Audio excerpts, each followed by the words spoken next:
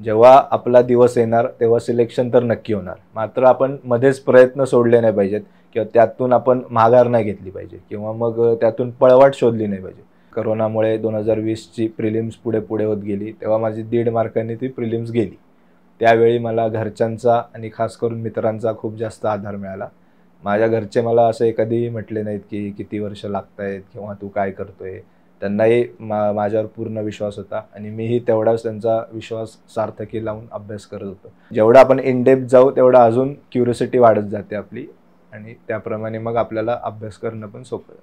Consistent efforts दिल्याशिवाय कोणतीही स्पर्धा परीक्षा निघू शकत नाही. त्यात अवघड किंवा मला जमणारच नाही, ॲक्ट कसे वाचायचे. सुरुवातीला थोडा ॲक्ट वाचताना लँग्वेज हार्ड आहे. काही वेळेस काय होतं, आपण 6-6 महिने नुसतं वाचतो, सिलेबस वाचतो, हे बुक वाचतो, नोट्स वाचतो, पण MCQ कडे लक्ष जातं. तर ते मग MCQ सोडवणं मस्ट आहे आणि एक्झामच्या आधी 2 महिने टेस्ट ह्या सगळ्या देणं. एका म्हणजे वेगवेगळ्या अप्रोच कळतात, वेगवेगळे डिफिकल्टीज असतात, वेगवेगळ्या लेवलच्या क्वेश्चन पेपर आपण टॅकल करतो. म्हणजे एक्झामच्या आधी 3 दिवस फक्त तेवढंच वाचायचं असं माझं आधीपासूनच प्लॅनिंग होतं. तेच मी टेस्ट सिरीजच्या वेळी अंमलात आणायचो. म्हणजे उद्या टेस्ट असेल तर आज एका दिवसात तेवढं वाचून, म्हणजे पूर्ण जेवढ्या नोट्स आहेत तेवढ्या वाचून नोट द्यायची. सगळ्यात मस्त वे आहे तो म्हणजे 3-4 मित्रांचा ग्रुप तयार करून एकमेकांचे इंटरव्ह्यू घेणे. तिथे आपण जेवढं फ्रीली बोलतो तेवढं आपण कुठेच बोलत नाही, त्यामुळे आपल्याला कॉन्फिडन्स येत जातो.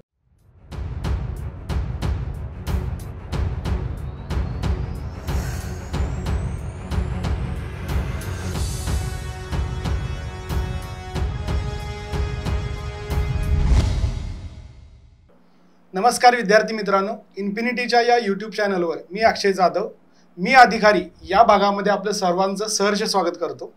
जसं की आपल्याला माहीत आहे की इन्फिनिटी अकॅडमीनं ही जी मालिका आहे मी अधिकारी, या मालिकेमध्ये जे नव्याने सिलेक्ट झालेले असे उमेदवार आहेत किंवा जे रुजू झालेले आहेत शासकीय सेवेमध्ये, अशा उमेदवारांची आपण या भागामध्ये मुलाखत घेत असतो.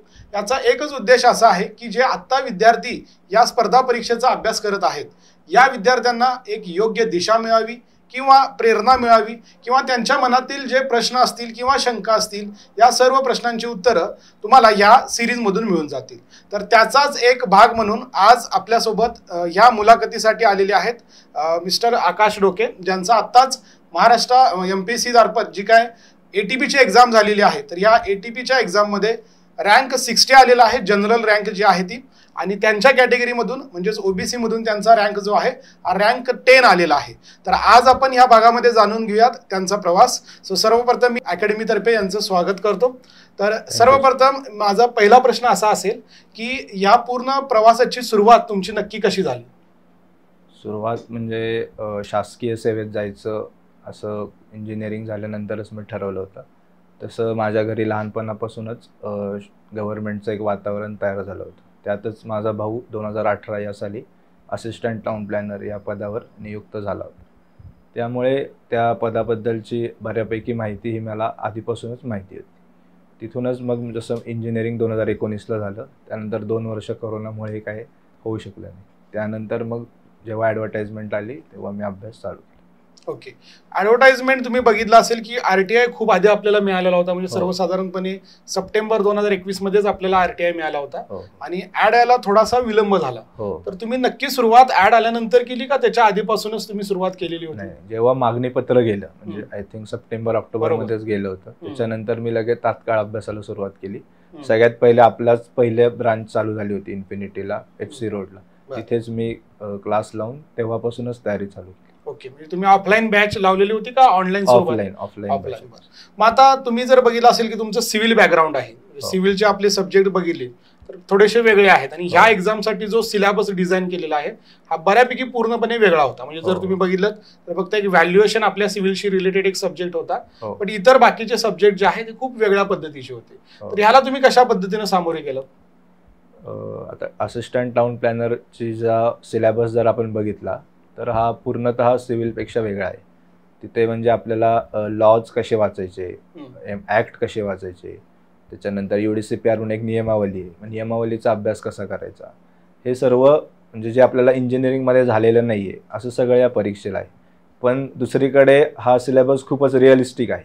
म्हणजे आपल्या जर रोजच्या जीवनातलं आपण बघितलं तर बिल्डिंग हाईट किती पाहिजे, घर बांधताना साईड मार्जिन किती, डिस्टन्स किती, कुठून काय सोडलं पाहिजे, हे सगळं आपण जनरल ऐकतो. हे सगळं अभ्यास करताना शिकायला मिळतं. त्यामुळे खूपच इंटरेस्टिंग असं सिलेबस आहे असिस्टंट टाउन प्लॅनरचा. जरी तो इंजिनिअरिंगपेक्षा वेगळा वाटत असला तरी त्यात अवघड किंवा मला जमणारच नाही, ॲक्ट कसे वाचायचे, सुरुवातीला थोडा ॲक्ट वाचताना लँग्वेज हार्ड आहे, पण जर योग्य गायडन्स आणि योग्य क्लास लावून जर अभ्यासाला सुरुवात केली, हळूहळू आपल्याला ते ॲक्ट समजायला खूप मदत होते. त्यामुळे एकंदरीत खूपच असा वेल एक्झाम ओरिएंटेड आणि प्रॅक्टिकल अप्रोच असलेला सिलेबस आहे आणि तसाच तेवढाच इंटरेस्टिंग आहे. अभ्यास करताना खूप मजा येते. जेवढं आपण इन डेप्थ जाऊ तेवढं अजून क्युरियोसिटी वाढत जाते आपली आणि त्याप्रमाणे मग आपल्याला अभ्यास करणं पण सोपं जातं. ओके, म्हणजे आत्ताचा जो पॅटर्न आहे एटीपीचा असेल किंवा ज्या इतर एक्झाम आता येणार आहेत, जसे की IBPS कंडक्ट करतं किंवा TCS कंडक्ट करतं, तर आता काय झालेलं आहे की ज्या एक्झाम आहेत त्या प्रत्येक एक्झामचा एक वेगळा अभ्यासक्रम ठेवलेला आहे. थोड्या प्रमाणात सब्जेक्ट्स काही एक्झामसाठी पर्टिक्युलरली ऍड केलेले आहेत, जसे की TPA ची एक्झाम असेल तर तिथेही काही सब्जेक्ट्स ऍड केले होते. तर विद्यार्थी मित्रांनी याकडे पॉझिटिव्हली बघून सगळ्यात पहिल्यांदा सिलेबस समजून घेणं हे गरजेचं आहे असं तुम्हाला वाटतं, आणि त्या सिलेबसलाच स्टिक राहून पूर्ण अभ्यासाची तयारी जर केली तर तुमचे सिलेक्शनचे चान्सेस वाढू शकतात. आता ह्या पूर्ण तुमच्या प्रवासामध्ये घरच्यांचा तुम्हाला कसा सपोर्ट होता? खूप. माझ्या घरच्यांचा म्हणजे मला पहिल्यापासूनच खूप जास्त सपोर्ट होता. मी 2019 साली सिव्हिलची डिग्री उत्तीर्ण झाल्यावर पहिले आपली PWD इरिगेशन म्हणजे टेक्निकल MPSC देत होतो.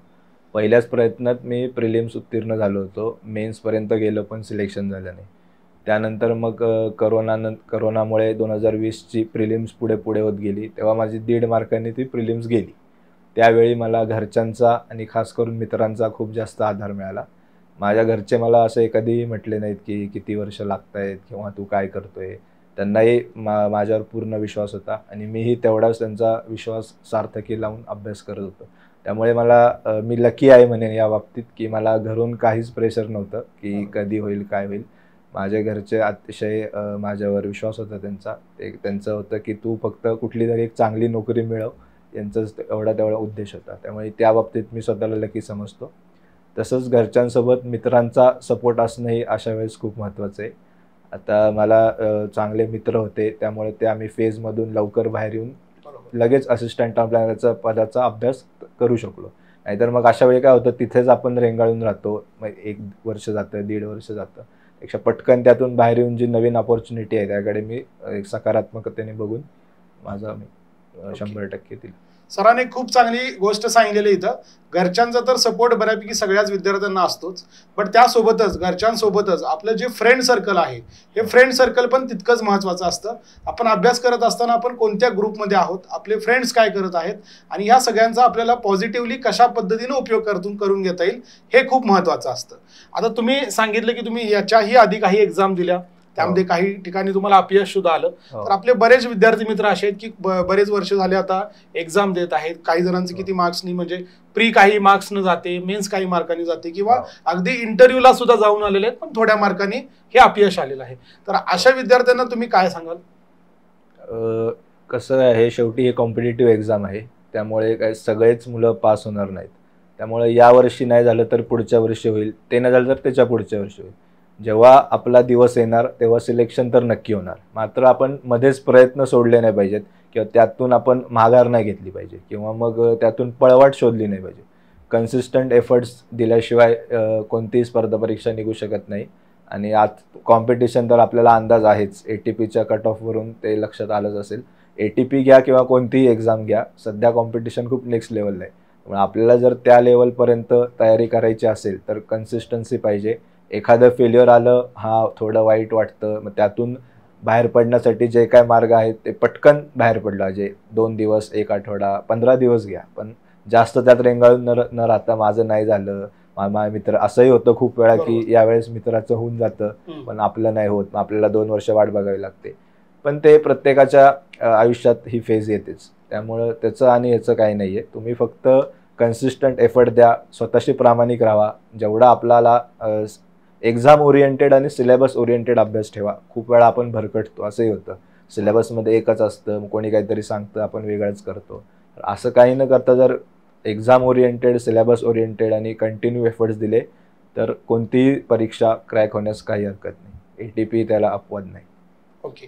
आता या पूर्ण लॉंग प्रोसेसमध्ये म्हणजे तुमची 2019ला ग्रॅज्युएशन झालं आणि आता 2023 मध्ये जवळपास तुम्हाला सिलेक्शन मिळत आहे आणि काही दिवसातच तुमचं पोस्टिंग सुद्धा येईल. तर यामध्ये मग तुम्हाला असं कधी वाटलं का की खूप वेळ जात आहे किंवा मी या फील्डमध्ये उगाचच आलो, किंवा जेव्हा असं वाटत होतं तेव्हा तुम्ही काय करत होतात नेमकं? सगळ्यात ATPच्या परीक्षेबद्दल काय झालं तर मागणीपत्र सप्टेंबर-ऑक्टोबर मध्ये आलं. तेव्हापासूनच क्लास करून आधी सगळे म्हणत होते 3-4 महिन्यात एक्झाम होईल, म्हणून सगळ्यांना वाटत होतं फेब्रुवारीमध्ये होईल. मग त्या दृष्टीने अभ्यास तर तेव्हाच बऱ्यापैकी ऑलमोस्ट 4 महिन्यात कव्हर केला होता. पण तोपर्यंत ॲडही आली नाही. फेब्रुवारी महिना आला, एंडला कुठेतरी ॲड आली, जॅन एंड का फेब एंडला ॲड आली. तर त्यावेळी मला वाटायचं की कसं होतं, आणि ATPचा अभ्यास हा म्हणजे तो जो सिलेबस आहे तो एकाच परीक्षेसाठी होता. असंही नाही की तुम्ही त्या परीक्षेवर 2-3 एक्झाम देताय आणि मग कुठेतरी होईल, असं नाही. जे काय असेल ते ही एक्झाम, एवढंच होतं. त्याच्यामुळे ते थोडंसं मला कधी कधी बॅक ऑफ द माइंड जाणवायचं की आपण 1-1.5 वर्ष याच एक्झामला देतोय, तर इन केस नाही झालं तर मग खूप म्हणजे काय ऑप्शन राहणार नाही ना, परत सुरुवातीपासून करा, परत बेसिकपासून तयारी करा. त्यामुळे असं थोडं होतं. पण त्यावेळी मग मी स्वतःला समजवायचा प्रयत्न केला की जरी मी दुसऱ्या एक्झामचा अभ्यास केला तरी काही 2 महिन्यात ती एक्झाम क्रॅक होऊ शकत नाही. मी 2 महिने याचं करणार, 2 महिने त्याचं करणार, परत ती आली की त्याचं करणार. त्यापेक्षा मग मी माझ्या भावाशी बोललो, जो की ऑलरेडी कार्यरत आहे. तसंच इतर राज्यसेवा करणाऱ्या मुलांशी बोललो, त्यांना जास्त अनुभव असतात. तेही म्हटले की एका एक्झामला जर स्टिक राहशील तर जास्तच फायदा होईल. अशा वेळी मग मी ATPला स्टिक राहिलो. पूर्ण 1-1.5 वर्ष मी दुसरं कशालाच हात नाही लावला, फक्त ATP केलं आणि मग यश हे नक्की मिळतंच. एका वेळी माझं हेच सांगणं राहील विद्यार्थ्यांना की एका वेळी एक एक्झाम टार्गेट करा. सिलेबस सेम असेल तर ठीक आहे, तुम्ही 80% सेम असेल, 20% थोडं नॉन टेक बदलून करू शकता. पण अगदीच ह्याचा वेगळा, आता समजा ATP आणि MES दोघांची जर सायमल्टेनियस डेट आली तर सायमल्टेनियस अभ्यास करणं शक्य नाही. अशा वेळी तुम्हाला काहीतरी कठीण निर्णय घ्यावा लागेल. जसं की मी आता मेन्सला पात्र झालो होतो 21ला, पण मी मेन्सला गेलोच नाही, कारण ATP आपली नोव्हेंबरमध्ये होती आणि मेन्स ऑक्टोबरला होती. त्यावेळी मला खूप वाटलं की म्हणजे ज्या दिवशी जायचं होतं पेपरला, सकाळी असं वाटत होतं की आपण एक चान्स सोडतोय की काय, परत हा चान्स येईल की नाही. पण आता ठीक आहे, असं काही वाटत नाही. त्यामुळे कुठेतरी तुम्हाला एक हार्ड डिसिजन घ्यावा लागेल आणि आपलं माइंड क्लिअर हवं की मला हेच करायचंय, मला हीच पोस्ट पाहिजे, मग ते करणं इझी जातं. ओके. सरांच्या बोलण्यातून 2 महत्त्वाचे मुद्दे असे आहेत की सगळ्यात पहिल्यांदा जेव्हा आपल्याला प्रेशर येतं किंवा असं वाटतं की आपण या उगाचच फील्डमध्ये आलो, तर यावर वेळ वाया न घालवता आपले जे बंधू असतील किंवा आपले जे मार्गदर्शक असतील यांच्यासोबत बोलून त्याच्यावरचे जे सोल्युशन आहे हे लवकरात लवकर सोल्युशन घेणं हे खूप महत्त्वाचं असतं. आणि दुसरा मुद्दा असा की तुम्ही ज्या एक्झामला फोकस करत आहात, तुम्ही ज्या ड्रीम जॉबबद्दल विचार करत आहात, त्याच एक्झामवर तुम्हाला स्टिक राहावं लागेल, त्याच्याच सिलेबस सोबत तुम्हाला स्टिक राहावं लागेल, जेव्हा 2 एक्झाममध्ये खूप मोठा सिलेबसमध्ये डिफरन्स असेल तर हे 2 महत्त्वाचे पॉईंट जे आहे ते सरांनी इथं सांगितलेले आहेत. आणखी एक महत्त्वाचा मुद्दा असा आहे की तुमचं प्लॅनिंग कसं होतं दिवसभराचं? हो, आता तुम्ही म्हणताल, पण मी असं एक म्हणजे आपण टिपिकल MPSCचा विद्यार्थी म्हणतो, सकाळी 8 ते रात्री 8 लायब्ररी वगैरे, तर मी तसं केलं नव्हतं. म्हणजे त्यांना काय माझा ऑफेन्स नाही, पण माझी एक वेगळी स्ट्रॅटेजी होती. मी सकाळी 8ला जायचो, 8 ते 10:30-11 पर्यंत पहिला सेशन. खूप सकाळचा सेशन सगळ्यात महत्त्वाचा होता. जे काही नवीन टॉपिक आहेत किंवा जे काही नवीन करायचं आहे ते मी सकाळीच करून घ्यायचो. 10:30-11ला एक छोटासा 15-20 मिनिटाचा ब्रेक घेऊन 11 ते 1 मी परत दुसरा सेशन व्हायचा. मग 1 ते 4 मी जेवण करून रूमवर जाऊन झोपायचो, कारण की ते 1 तासाची झोपमुळे संध्याकाळचा जो 2-2.5 तास अभ्यास आहे तो खूप इफेक्टिव्हली व्हायचा.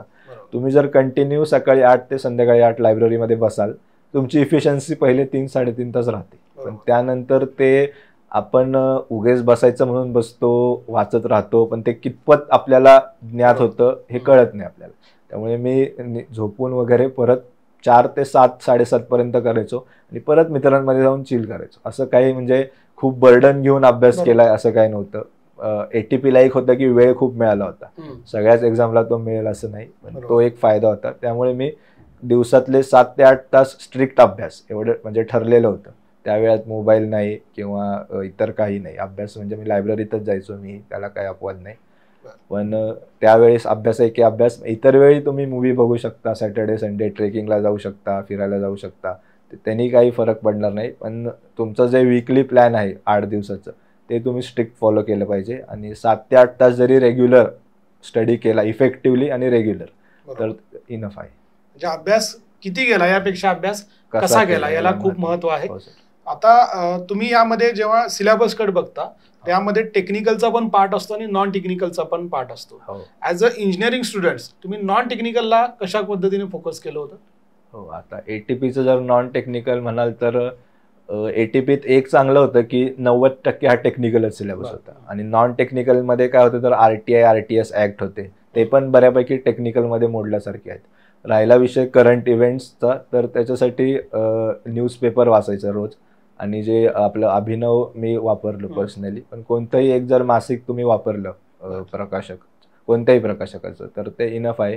पण रोज न्यूजपेपर मात्र वाचला पाहिजे त्यामुळे आपण अप टू डेट राहतो आणि ते मासिक वाचताना आपल्याला ते लिंक लागते की आपण काय वाचतोय आणि काय. डायरेक्ट जर मासिक वाचत पाठ करत गेलं तर तेवढं म्हणजे लक्षात राहत नाही, सगळ्या गोष्टी लक्षात नाही राहू शकत. तेच तुम्ही रोजच्या वापरात न्यूजपेपर ठेवला आणि तिकडे थोडंसं मासिक वाचलं 2-3 वेळा एक्झामच्या आधी तर करंट इव्हेंट हा टॉपिक मस्तपैकी कव्हर होईल. ATP मध्ये जास्त नॉन टेक नसल्यामुळं तो एक फायदा आहे असं वाटतं. बरोबर, ठीक आहे. मग आता या पूर्ण केसमध्ये तुम्ही जर बघितलं तर तुम्हाला सगळ्यात पहिल्यांदा जे काय कंटेंट आहे हा कंटेंट नीट कन्सेप्ट क्लिअर करून घ्यावे लागतील. त्यानंतर रिव्हिजन असेल आणि नंतर MCQ प्रॅक्टिस किंवा टेस्ट असेल. तर ह्याला विद्यार्थी मित्रांनी कशा पद्धतीनं टाइमचं मॅनेजमेंट केलं पाहिजे या सगळ्या गोष्टींसाठी? हो, ATP ही एक्झाम अभ्यासापेक्षा तुम्ही त्या 1 तासात काय करता याच्यावर जास्त रिलेटेड आहे. कारण 100 प्रश्न आहेत आणि 1च तास आहे. अभ्यासाची लेवल ही प्रत्येक विद्यार्थ्याची जवळपास सेमच राहते प्लस मायनस. तर त्या 1 तासात तुम्ही काय करता त्याच्यावर तुमचा रिझल्ट डिपेंड आहे. त्यासाठी तुम्हाला एकच आहे की भरपूर MCQ आणि मिळेल तेवढ्या टेस्ट सिरीज सोडवणं.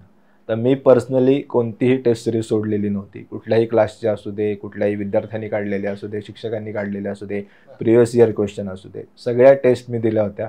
त्यानंतर रोज MCQचं आपलं इन्फिनिटीचं बुक होतं ते आहे, बाकीच्या पब्लिकेशनचं एक बुक होतं ATPसाठी ते आहे. ते वापरून मी MCQ रोज सोडवायचो आणि टेस्ट सिरीजला मात्र काही ऑनलाईन ऑफलाईन जशा मिळतील तशा टेस्ट द्यायच्या.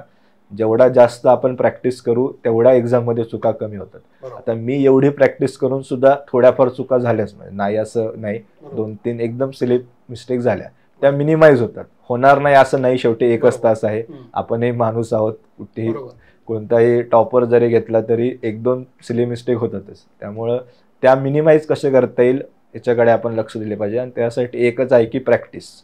आपली शेवटी एक्झाम ही MCQ बेस आहे. आपल्या एक्झाम कशी आहे याच्याकडे आपण सुरुवातीपासून लक्ष दिलं पाहिजे. काही वेळेस काय होतं आपण 6-6 महिने नुसतं वाचतो, सिलेबस वाचतो, हे बुक वाचतो, नोट्स वाचतो, पण MCQ कडे लक्ष जातं. तर ते मग MCQ सोडवणं मस्ट आहे आणि एक्झामच्या आधी 2 महिने टेस्ट ह्या सगळ्या देणं. एका म्हणजे वेगवेगळे अप्रोच कळतात, वेगवेगळे डिफिकल्टीज असतात, वेगवेगळ्या लेवलच्या क्वेश्चन पेपर आपण टॅकल करतो. त्यामुळे काय होतं जर परीक्षेत कितीही अवघड क्वेश्चन पेपर दिसलं तरी आपल्याला एक थॉट क्लिअर असतो आपला की मला या पद्धतीने टॅकल करायचं. इझी आला तर कसं पटपट करावं हे तुम्हाला प्रॅक्टिस शिवाय कळणार नाही. असं मी इथून सांगितलं तरी ते जोपर्यंत तुम्ही आत्मसात करत नाही, तेवढी प्रॅक्टिस करत नाही, तर तुम्हाला कळणार नाही. ओके, आता या सगळ्या टेस्ट सिरीजच्या शेड्यूलमध्ये एखादी टेस्ट झाली तुमची, विद्यार्थी मित्र तर टेस्ट देतात, खूप सारे क्लासेस असतील किंवा वेगवेगळ्या प्लॅटफॉर्म थ्रू हे टेस्ट तर अटेम्प्ट करतात, आणि एखादी टेस्ट झाल्यानंतर त्याचं तुम्ही अनालिसिस करत होता का? हो, माझी एक सेपरेट वही होती ज्यात मी फक्त टेस्ट सिरीजचे माझ्या चुका आणि त्याच्यावर मी काय म्हणजे माझं ते का चुकलंय, कन्सेप्ट क्लिअर नव्हती का मी असंच रॅन्डम गेस घ्यायचा होता म्हणून केलं होतं का, माझी रिव्हिजन कमी पडली, मला व्हॅल्यू आठवत नव्हती का. तर माझी एक बुक होती, जवळजवळ एक 20 टेस्ट पेपरचं त्यात मी विश्लेषण करून ठेवलं होतं की माझं नक्की कुठं चुकतंय, काय चुकतंय. असं करत करत करत शेवटपर्यंत मी त्या एका पॉईंटला आलो होतो ॲक्युरसीला की जे माझं आता म्हणजे या ज्या चुका आहेत त्या होत नव्हत्या. दर टेस्टला नवीन चुका व्हायच्या, नाही असं नाही, पहिल्या टेस्टला झाली ती दुसऱ्याला नव्हती होत, दुसऱ्याची मग तिसऱ्याला, असं कॅरी फॉरवर्ड होत गेलं. पण शेवटी एवढं सगळी प्रॅक्टिस झाल्यावर मग एक मला अंदाज आला की आपलं कुठं नक्की आपण लॅक होतोय. पहिले तर टाइम कमी पडत होता, तिथं थोडा स्पीड वाढवायचा, मग सिली मिस्टेक का होत आहेत, मग कुठला आपला अभ्यासाचा पॉईंट वीक आहे का, व्हॅल्युएशन वीक आहे का, MRTP वीक आहे का, UDCPR वीक आहे, असं प्रत्येक ॲनालिसिस मी केलं होतं. आणि मी टेबल केला होता एक, म्हणजे RTI समजा असेल तर RTIवर, RTSवर, MRTPवर, UDCPRवर, असं म्हणजे किती क्वेश्चन आले, माझे किती राईट आले, रॉंग आले, आणि रॉंग झाले ते का झाले. नुसते बऱ्याच वेळा काय होतं रॉंग झाले म्हणून आपण सोडून देतो, पण ते का झाले, जर एखादं नवीन असेल तर तिथं नोट डाऊन करून ठेवायचं, म्हणजे नवीन पॉईंट असेल जो आपल्या नोटबुकमध्ये किंवा नोट्समध्ये नसेल तर तोच तेवढा नोट डाऊन करून एक्झामच्या वेळेस इतर नोटसोबत फक्त तेवढा एक नजर मारली की ते कव्हर होतं सगळं. म्हणजे टेस्ट सिरीजचा एक खूप मोठा असा सिंहाचा वाटा आहे सिलेक्शन मध्ये तुमच्या. टेस्ट सिरीज फक्त अटेम्प्ट न करता जसं सरांनी सांगितलं की एखादी टेस्ट झाली की ते माझं नक्की का चुकलं आणि ते चुकण्यामागचं कारण काय होतील आणि त्या चुका कशा अवॉइड करता येतील ह्याची तयारी तुम्हाला करावी लागेल, ह्याचं अनालिसिस तुम्हाला करावं लागेल. आता नेक्स्ट आपला मुद्दा असा आहे की आता तुम्ही बघितलं असेल, स्वतःही तुम्ही टेलिग्रामवर किंवा न्यूजमध्ये बघितलं असेल की बऱ्याचशे GR निघालेले आहेत वेगवेगळ्या डिपार्टमेंटचे. टाउन प्लॅनिंग असेल, PWD असेल, WRD असेल आणि GR खूप निघालेले आहेत आणि विद्यार्थी मित्र प्रतीक्षेत आहेत एखाद्या ऍडच्या. तर म्हणजे ऍडची वाट बघावी मुलांनी का एखादा एक्झामचं आपल्याला ज्या ड्रीम जॉब हवा आहे तर त्या एक्झामचं पूर्ण अनालिसिस करून फक्त अभ्यासाकडे लक्ष दिलं पाहिजे, काय वाटतं आपल्याला? आता याच्यामध्ये 2 विद्यार्थ्यांचे प्रकार पडतील, एक जे फ्रेशर आहेत ते आणि ज्यांना 2-3 वर्ष तयारी करून ते येत आहेत ते. म्हणजे फ्रेशर आहेत त्यांच्याकडे वेळ आहे, त्यांना जर त्यांनी एखादा ड्रीम जॉब काही ठरवला असेल तर ते एखाद ऍड ही आज नाही तर पुढच्या वर्षी नाही तर एक 6 महिन्यांनी येणारच असते. एकदा जर कन्फर्मेशन तुम्ही केलं RTI मार्फत किंवा इतर सोर्सेस मार्फत तर ऍड ही नक्कीच येते. थोडंफार उशीर होऊ शकतो किंवा लवकर येऊ शकते पण ती येतेच. म्हणजे फ्रेशर आहेत त्यांनी ड्रीम जॉबसाठी ट्राय केलं तर पहिल्यापासूनच तर चांगलं आहे. पण ज्यांना ऑलरेडी 3-4 वर्ष झालेली आहेत त्यांना एक सॅच्युरेशन आलेलं आहे अभ्यास करून, आता कोणती तरी पोस्ट पाहिजे, घरच्यांचं प्रेशर आहे, इतर सगळे मुद्दे आहेत, तर अशा मुलांनी जो आपला 3-4 वर्षात आपण कशाचा अभ्यास केलाय त्याच्या रिलेटेड कोणत्या एक्झाम आहेत याचं बघितलं पाहिजे. म्हणजे समजा टेक्निकलचा केला असेल तर आता MES आहे, BMC आहे, PWD JEE आहे, अशा बाकीच्या एक्झाम आहेत टेक्निकल अभ्यासात, तर त्या टार्गेट कराव्यात. म्हणजे त्यांचा जो 3 वर्षाचा अभ्यास आहे त्याचाही यूज होईल आणि त्यांचे सिलेक्शनचे चान्सेस हाय राहतील कारण की त्यांनी ऑलरेडी आधीपासून तयार केलेले आहे. पण जर फ्रेशर असेल, त्याला वेळ असेल तर त्यांनी नक्कीच आपले ड्रीम जॉबसाठी एक एम ठेवून काम केलं तर चांगलं होईल. ओके, म्हणजे 2 विद्यार्थी तुम्ही कुठल्या प्रकारात मोडताय त्या पद्धतीने तुम्ही तो डिसिजन घेणं या केसमध्ये खूप महत्वाचं असेल. आणखी एक महत्वाची गोष्ट असं आहे की अभ्यास करत असताना तुम्ही स्वतःच्या नोट्स बनवल्या होत्या का? हो. कशा पद्धतीच्या ह्या नोट्स असायच्या किंवा तुम्ही या नोट्स बनवताना काय काळजी घेत होता? माझ्या नोट्स या खूपच म्हणजे मी वेगवेगळे पेन वापरून आणि ब्लँक पेजवर बनवल्या होत्या. आता मी आणि मित्र आम्ही डिस्कस करायला कॅफेमध्ये वगैरे बसायचो तर इतर लोकही म्हणायचे एवढ्या म्हणजे उत्कृष्ट नोट्स कशा काय. म्हणजे मी बनवतानाच खूप छान नोट्स बनवल्या होत्या आणि अशा नोट्स बनवल्या होत्या की एक 5 ते 6 तासात पूर्ण सिलेबस कव्हर होईल. म्हणजे एक्झामच्या आधी 3 दिवस फक्त तेवढंच वाचायचं असं माझं आधीपासूनच प्लॅनिंग होतं. तेच मी टेस्ट सिरीजच्या वेळी अंमलात आणायचो. म्हणजे उद्या टेस्ट असेल तर आज एका दिवसात तेवढं वाचून म्हणजे पूर्ण जेवढ्या नोट्स आहेत तेवढ्या वाचून नोट्स द्यायची. त्यामुळे स्वतःच्या नोट्स या पाहिजेतच. तुम्ही कितीही चांगल्या कुणाच्या दुसऱ्याच्या नोट्स असतील, भले ते एकदम हे असतील, पण एक स्वतःच्या नोट्सचा एक वेगळाच कॉन्फिडन्स असतो. त्या तुमच्या हाताखालून गेल्यावर अजून तुम्हाला ते वाचताना पटकन कॅप्चर होतं आणि ते एक मेमरी आपली एक मेमरीमध्ये ते एकदा बसली ती इमेज की ते हे होत नाही. आता माझ्या असे काही चार्ट होते की ते डायरेक्ट माझ्या अशा मेमरी म्हणजे आलं की असं डायरेक्ट डोळ्यासमोर यायचं. म्हणजे इतक्या वेळा त्या नोट्स माझ्या हाताखालून गेल्या होत्या. त्यामुळे स्वतःच्या नोट्स या पाहिजेतच. आता त्या कशा बनवायच्या हा प्रत्येकाचा वैयक्तिक विषय. काही जण शॉर्टमध्ये बनवतात, काही जण लॉंगमध्ये बनवतात. तुम्हाला जसं कम्फर्टेबल आहे तसं तुम्ही बनवू शकता, पण स्वतःच्या नोट्स मात्र नक्कीच पाहिजे. तुम्ही ATP सोबतच आणखी कुठल्या एक्झाम दिल्या होत्या का? सरळ सेवा असेल किंवा इतर काही एक्झाम असतील अशा? ATP एक्झाम व्हायच्या आधी दिल्या होत्या पण त्या फेजमध्ये मी काहीच नाही दिलं. म्हणजे प्रिलिम्स निघाली तरी मी मेन्स नाही दिली, पण ATPच्या आधी मी 1 प्री 1 मेन्स आपली टेक्निकलची दिली होती. त्या दिल्या होत्या. बरं, ओके. आता आणखी एक महत्वाचा असा प्रश्न आहे की बऱ्याचशा एक्झामला इंटरव्ह्यूची पण एक फेज असते, जसे की MES असेल किंवा ATP असेल, तर ह्या इंटरव्ह्यू बद्दल मुलांना खूप भीती असते. तर ह्या इंटरव्ह्यू बद्दल तुम्ही काय सांगाल? तुम्ही कशी तयारी केली होती किंवा मुलांनी जी भीती आहे या भीतीबद्दल तुम्ही काय सांगाल? पहिल्यांदा तर आपले ATP आणि MESच्या इंटरव्ह्यू बद्दल घाबरण्याचं काही कारण नाहीये. कारण की आपल्याला आपण जो अभ्यास केलेला आहे थेअरीसाठी तोच 70 ते 80% तोच अभ्यास इंटरव्ह्यूमध्ये विचारला जातो. त्यामुळे खूप मुलांचं काय होतं ते जनरल MPSCचं ऐकून थोडे घाबरतात की तिकडे असं आहे, तिकडे ते काही विचारलंय, हे विचारलंय. तर तसं न करता आपलं हे टेक्निकल पोस्ट असल्यामुळे आपला मोस्ट ऑफ द इंटरव्ह्यू हा टेक्निकल होतो.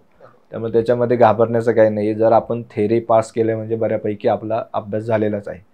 त्याच्यातच फक्त कसं आहे, आता इंटरव्ह्यूमध्ये तुम्हाला जे काही आहे तुम्हाला खूप माहिती असतं. तर समजा एक्झाम्पल द्यायचं तर रिजनल प्लॅन MRTPचा विचारला तर तुम्हाला खूप सारं माहिती आहे, पण तिथे बोलायला 1 मिनिटच आहे तुम्हाला. ते रिजनल प्लॅनबद्दल काय बोलावं हे तुमचं आधी क्लिअर पाहिजे.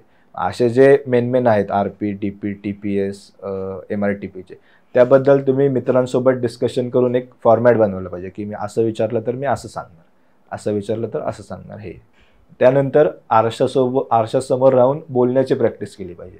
त्याच्यामुळे आपले हावभाव कुठे काय होत आहेत किंवा आपण कितपत हे करतोय हे सगळं समजतं. त्यामुळे हा एक चांगला वे आहे. सगळ्यात मस्त वे आहे तो म्हणजे 3-4 मित्रांचा ग्रुप तयार करून एकमेकांचे इंटरव्ह्यू घेणे. तिथे आपण जेवढं फ्रीली बोलतो तेवढं आपण कुठेच बोलत नाही. त्यामुळे आपल्याला कॉन्फिडन्स येत जातो. त्यामुळे हे खूप महत्त्वाचं आहे. तसेच मॉक इंटरव्ह्यू लावल्याने खूप फायदे होतात. आता मी इन्फिनिटीचा मॉक लावला होता, तर त्याचाही मला खूप फायदा झालेला आहे. त्यामध्ये आपल्याला कुठले जे आल्यावर ग्रीटिंग कसं करावं, काय जाताना काय बोलावं, हे जे बेसिक मॅनर्स आहेत ते सांगितले जातात. आणि मग आपले हावभाव कसे असावेत, जर येत नसेल तर हंबल राहून नाही कसं म्हणता येईल हे कसं सांगता आलं पाहिजे. म्हणजे सर मला येत नाही असं रूढ सांगण्यापेक्षा सॉरी सर मी वाचून सांगतो किंवा मी बाहेर गेल्यावर वाचतो असं सांगितलं तर त्याचा पॉझिटिव्ह इम्पॅक्ट पडेल. आणि त्यानंतर इंटरव्ह्यूचे पॅनल असतात आपल्याला जर माहिती आहे. तर जर राज्यसेवेचे मुलांसोबत तुम्ही डिस्कशन केलं तर त्यांचा पॅनलचा अभ्यास झालेला असतो. म्हणजे निंबाळकर सरांचं पॅनल होतं, एक्झाम्पल मला होतं. तर मग ते कोणत्या टाईपचे प्रश्न विचारतात किंवा मग अजून दुसरं पॅनल असेल तर ते कसे विचारतात. तर त्यांच्याकडे थोडंसं लक्ष दिलं पाहिजे की त्यांच्या विचारण्याची स्टाईल कशी आहे, त्याच्यानुसार आपण अभ्यास केला पाहिजे. आणि सुरुवातीला आपल्याला आपलं बेसिक शिक्षण कुठून झालं, जिल्हा याबद्दल थरो नॉलेज पाहिजे. नद्या कुठल्या असतील आपल्या जिल्ह्यातल्या, आपल्या जिल्ह्यातलं प्रसिद्ध ठिकाणं काय असतील, हे बेसिक आहे. हे बेसिक आणि टेक्निकल याच्यावरच टेक्निकलचा इंटरव्ह्यू होतो. ते आउट ऑफ द बॉक्स जाऊन हे वॉर का झालं, ते वॉर असं काही विचारत नाहीत. त्यामुळं मुलांनी विनाकारण घाबरायचं काही कारण नाही आहे. सुरुवातीचे प्रश्न टॅकल झाल्यानंतर ते सगळं व्यवस्थित आपल्याला टेक्निकल सिलेबस ओरिएंटेडच विचारतात. म्हणजे इंटरव्ह्यूच्या स्टेजला न घाबरता त्याचाही एक आपण जर स्ट्रॅटेजी ठरवली, त्याचा जसा आपण थिअरीचा अभ्यास करतो त्याचं आपलं काहीतरी प्लॅन्स असतात, त्याचं आपण काहीतरी एक स्ट्रॅटेजी ठरवलेली असते, तशीच इंटरव्ह्यूची तुम्ही जसं सांगितलं की आरशासमोर बघून आपण प्रॅक्टिस करणं असेल किंवा मित्रांसोबत ग्रुप डिस्कशन असेल किंवा मॉक इंटरव्ह्यू असेल, तर ह्या पद्धतीने तुम्ही इंटरव्ह्यूची सुद्धा योग्य तयारी करू शकता. आता लास्ट असा पॉइंट आहे की म्हणजे आता विद्यार्थी सध्या अभ्यास करत आहेत, बरीच वर्ष करत आहेत किंवा नवीन येत आहेत, अशा विद्यार्थी मित्रांना तुम्ही ह्या तुमच्या यशाचं असं काय रहस्य सांगाल की हे जर तुम्ही कन्सिडर केला तर तुमचे सिलेक्शनचे चान्सेस खूप जास्त वाढतील? असे 3 गोष्टी किंवा तुम्हाला ज्या गोष्टी वाटतात अशा काय सांगाल? यशाचं रहस्य म्हणजे पहिलं आपली मेंटल स्टॅबिलिटी खूप महत्त्वाची. म्हणजे आपल्याला काय करायचं आपल्याला माहिती पाहिजे की मला हेच पाहिजे, मला हेच करायचं आहे. ते आपलं मेन पहिलं प्रायमरी फोकस तिकडं असलं पाहिजे. बऱ्याच वेळा इंजिनिअरिंगच्या विद्यार्थ्यांचं काय होतं की पोस्ट तर हवी असते पण त्यांना सगळं करत करत पोस्ट हवी असते. तर असं पॉसिबल नाही आहे. पोस्ट मिळवून सगळं कराल तर ते पॉसिबल. म्हणजे प्रायमरी फोकस पोस्ट पाहिजे, मग तुम्ही बाकीचं करा. म्हणजे तुमचा पहिला जो काही अभ्यास आहे तो करा आणि मग बाकीचं करा. बाकीचं करून जेवढा राहिलेला वेळ तेवढा अभ्यास केला तर मग आपल्या जी पोस्ट पाहिजे आपल्याला ते नक्कीच कुठेतरी आपण कमी पडू. त्याच्यानंतर कन्सिस्टन्सी आणि प्रॅक्टिस हे खूप महत्त्वाचं आहे. म्हणजे जवळजवळ 1.5 वर्ष ATPचा अभ्यास करणं खूप हेवी होतं, कारण सिलेबस काय असं खूप जास्त काही नव्हता, लिमिटेड सिलेबस आहे ATP. त्यामुळे तोच 1.5 वर्ष करणं माझ्यासाठी खूप चॅलेंजिंग होतं, बाकी मुलांसाठी होतं. पण तुम्हाला ते कन्सिस्टंटली केलं पाहिजे. कितीही तुम्ही वेगवेगळ्या हे वापरा, डिस्कशन करा मुलांसोबत. जर सारखं बोर होत असेल वाचून तर डिस्कशन करू शकता. इतर मार्गाने ऑनलाईन लेक्चर बघू शकता. तुम्ही वे बदलू शकता, पण अभ्यास हा करायचाच आहे. त्यामुळे तिथून सुटका नाही आहे. आणि थर्ड म्हणजे हार्डवर्क. हार्डवर्कला पर्याय नाही. कुणी कितीही म्हणत असेल मी असंच MPSC पास झालो, तसंच झालो, पण हे काय पॉसिबल नाही आहे. प्रत्येकाने आपापल्या लेवलवर कष्ट घेतलेले आहेत, ते घेतल्याशिवाय तर पोस्ट निघणार नाही. त्यामुळे हार्डवर्कला पर्याय नाही. त्यामुळे ह्या 3 गोष्टी मला वाटतं की या विद्यार्थ्यांनी आत्मसात केल्या तर नक्कीच त्यांना जे काही ड्रीम पोस्ट असेल ती मिळेल. ओके. तर आज सरांनी खूप उत्कृष्ट पद्धतीनं तुम्हाला विद्यार्थी मित्रांना एक चांगल्या पद्धतीचं मार्गदर्शन केलेलं आहे. या पूर्ण ह्या मुलाखतीमधून आपल्याला असं लक्षात येतं की सगळ्यात पहिल्यांदा तुमची एक्झाम फिक्स असली पाहिजे. त्या एक्झामला किंवा त्या सिलेबसला तुम्ही स्टिक असलं पाहिजे. त्यासोबतच तुमचं प्लॅनिंग पूर्ण शेड्यूल जे आहे हे पूर्ण दिवसभराचं असेल, पूर्ण 3 ते 4 महिन्याचं असेल किंवा वर्षभराचं असेल, हे पूर्ण प्लॅनिंग तुमचं सेट असणं गरजेचं आहे आणि त्या प्लॅनिंग पद्धतीने तुम्ही काम करणं गरजेचं आहे. त्यासोबतच तुमच्या काही छोट्या छोट्या गोष्टी आहेत पण खूप महत्त्वाच्या अशा आहेत की टेस्ट सिरीज असेल, रिव्हिजन असेल, नोट्स तयार करणे असेल आणि त्यासोबतच ह्या सगळ्यात महत्त्वाचे म्हणजे 3 फॅक्टर जे सरांनी सांगितले की मेंटल स्टॅबिलिटी असेल, कन्सिस्टन्सी असेल आणि हार्डवर्क असेल. तर या सगळ्या गोष्टींना तुम्ही जर चांगल्या पद्धतीनं आत्मसात केलं तर नक्की तुमचं जे आगामी काळात ह्या ज्या काही एक्झाम येणार आहेत, MPSCच्या असतील, त्यामध्ये ATP असेल किंवा MES असेल किंवा वेगवेगळ्या डिपार्टमेंटच्या सरळ सेवा असेल, नक्की तुम्हाला ह्या गोष्टी आत्मसात केल्यानंतर नक्की तुमचे सिलेक्शनचे चान्सेस जे आहेत हे खूप जास्त पर्सेंटेजचे असणार आहेत. तर सरांचं मी खूप खूप धन्यवाद करतो की आज आपल्या विनंतीला मान्यता देऊन त्यांनी इथं आज आलेत आणि विद्यार्थ्यांना असे खूप चांगल्या पद्धतीनं मार्गदर्शन केलं. खूप खूप धन्यवाद सर. थँक्यू. मी सुद्धा इन्फिनिटी अकॅडमीचे आभार मानतो की त्यांनी मला इथे बोलण्याचा एक प्लॅटफॉर्म उपलब्ध करून दिला आणि माझ्या या एक्सपिरियन्सचा नक्कीच मुलांना फायदा होईल अशी अपेक्षा करतो. Okay, thank you. थँक्यू.